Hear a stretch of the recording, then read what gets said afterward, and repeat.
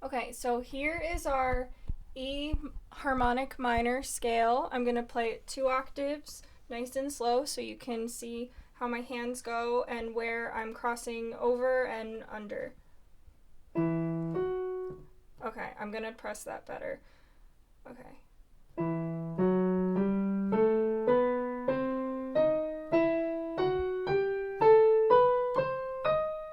All right, on the way down.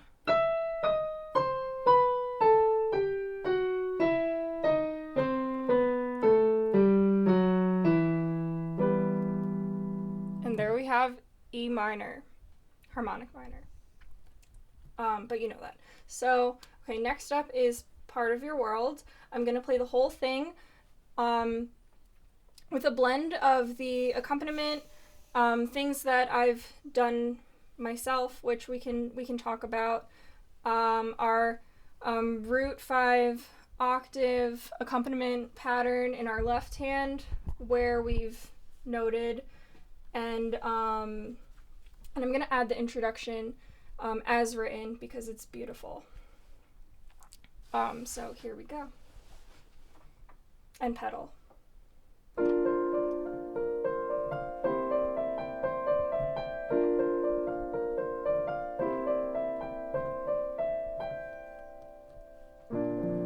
my god.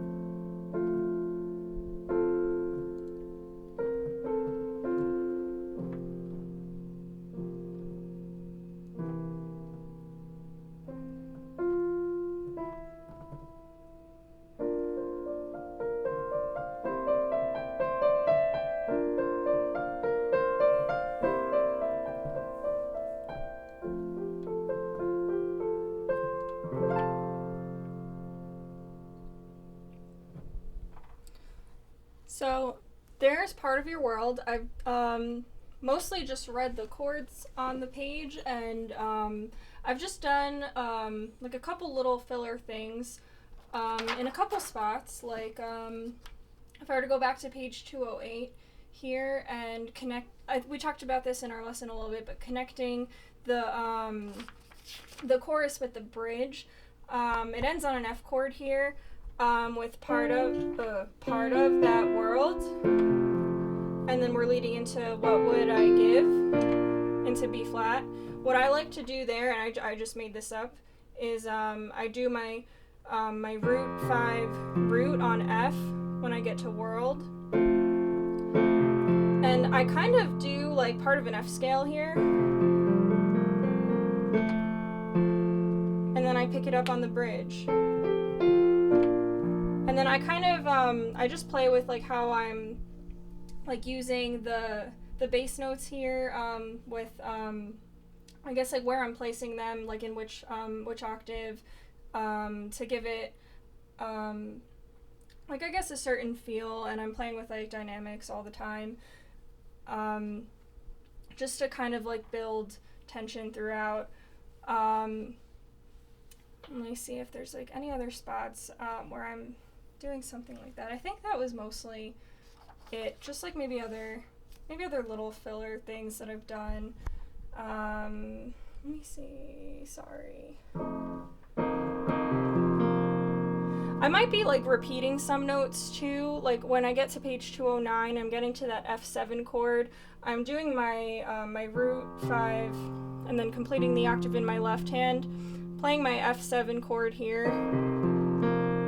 But I'm re-emphasizing some of the chord before I'm playing the melody, just for a little bit of rhythm there. So in some spots, I'm just finding places where I can like add some rhythmic interest.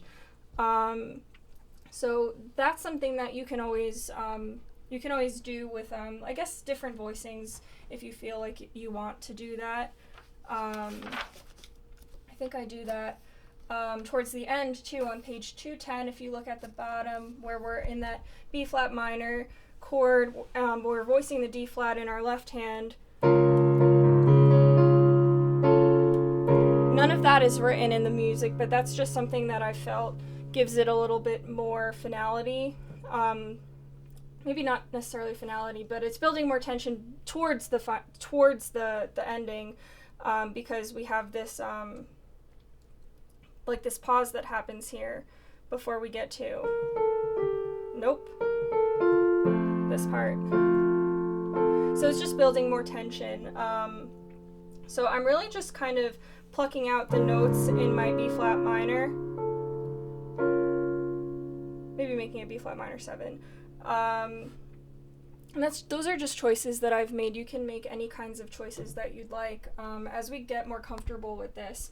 But it all started with me just coming up with a more interesting left-hand part that was not originally written in this score. It was really just me deciding that I liked the motion of the root 5 octave, and it seemed like it really fit. So we can talk more about this in our lesson next week when I see you. So if you have any questions, obviously just call me. And I hope that this was helpful.